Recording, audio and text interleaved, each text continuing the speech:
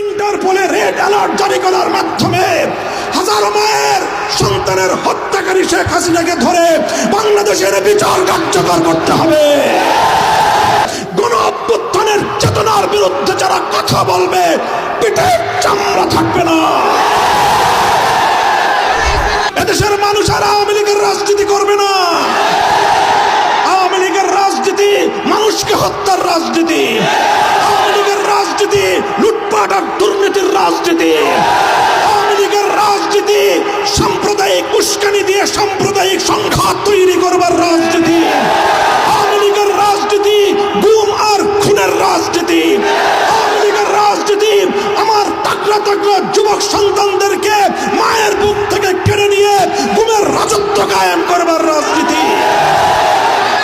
এই রাজনীতি আর বাংলাদেশের মানুষ, বাংলাদেশে আর এই রাজনীতি করা যাবে না।